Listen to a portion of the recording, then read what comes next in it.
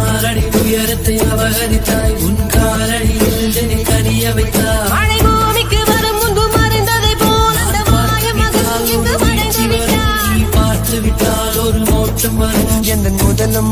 நீ முடிவும் நீ முதலம்